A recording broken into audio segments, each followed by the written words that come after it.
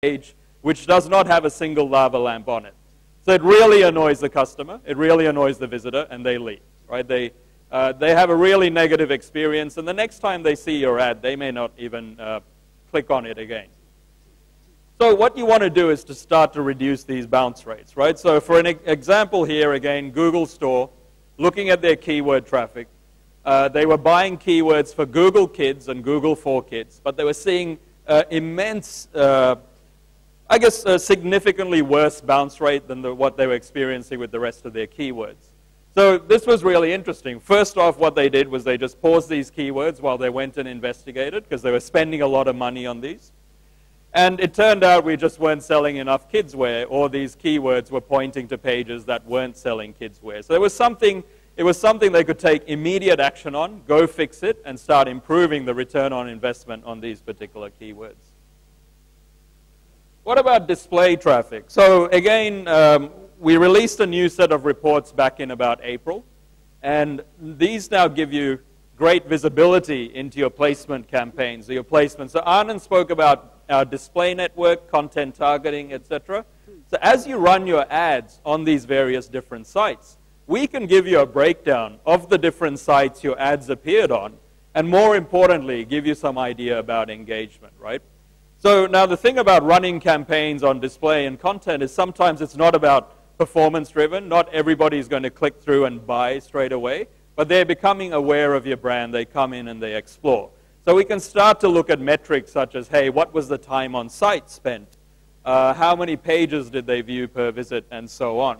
And so for something like this, for this example here, we'd look at, hey, if we ran ads on muda.com or hotfrog.com.my, it was really great for us, because when they clicked through, they spent about 7 minutes if they were from Hotfrog, and if they're from Muda, they spent on about 40 minutes or so. So again, maybe not statistically significant numbers yet, only 2 visits from Muda there, but it starts to give us some insight about who are our great partners to be advertising with. You can start to also drill down and also look at specific URLs within those domains where your ads came up. So it might be, for example, if you're selling iPods, an ad showing up on the text section of Muda might be more engaging than an ad showing up on the auto section of Muda. How about mobile? So every time I hear about Indonesia, everybody talks about mobile, right? Mobile traffic's increasing, number of mobile handsets are increasing. And the great thing is Google Analytics will help you get insight into your mobile traffic as well. So first really interesting report is to be able to get a breakdown of all the devices that are accessing your website. Interesting for a number of reasons. Sometimes, your mobile site might not be optimized for the types of devices that are coming to your website. So you need to optimize the display, the user experience, so they get the most out of it. Or take an example here for, if we were trying to decide, hey, we want to build a mobile app, where should we be focusing our efforts? Should it be an iPad app? Should it be an iPhone app? Or should it be an Android app?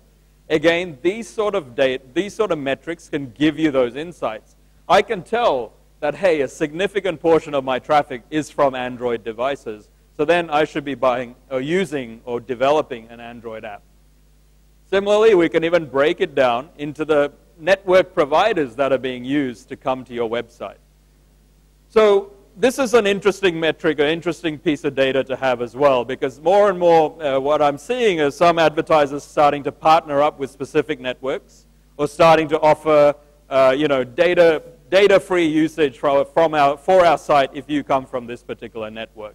Again, being able to understand where your visitors are coming from, what types of devices they're using, will help you get to those insights sooner. And it's not just about your website as well for Google Analytics, your mobile website that is. We have plugins that can allow you to track usage of your iPhone apps, to track usage of your Android apps, and even to track usage of your WAP mobile websites as well. So Google Analytics tends to be this JavaScript solution that needs to sit on your website. Most WAP devices can't run that JavaScript, so we have alternative code that sits on your WAP server and gives you more insight into your WAP traffic as well.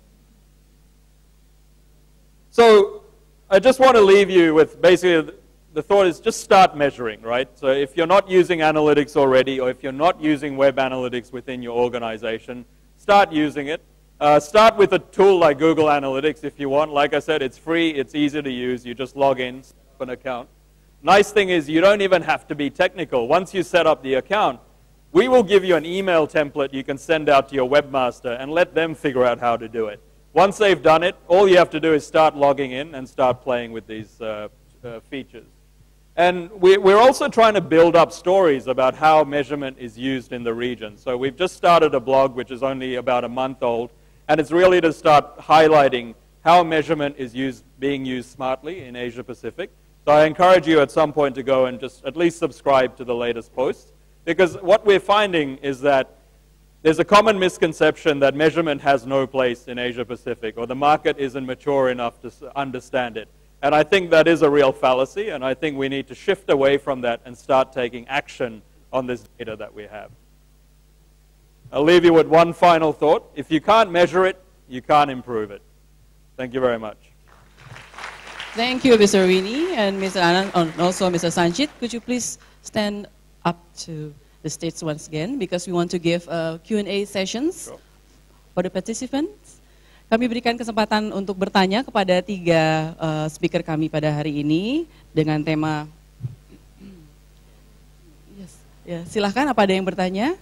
Please, if there are any questions, we have mic all over the place, I think. Ada yang bertanya, Bapak Ibu? Ya. Temanya menarik sekali. Oh, sebelah belakang. Ya, silakan Bapak, sebutkan namanya, dari mana? My name is Jaka. I'm from University of Pelita Harapan. I would like to ask from the first speaker. First speaker, Mr. Sanchit. Yes. So it is becoming a common behavior for a consumer to search before they buy, which is true. I do it too. But many people use different keywords in a relating topic, and then it is becoming so important, the result into our buying decision. So it is also significant to have that different keywords related to our brand. So my question is, can we or how do we expand the relevance of different keywords to our brand? Thank you. I think it's a brilliant question, and it sets the stage for something Vinny covered right now and something I mentioned initially.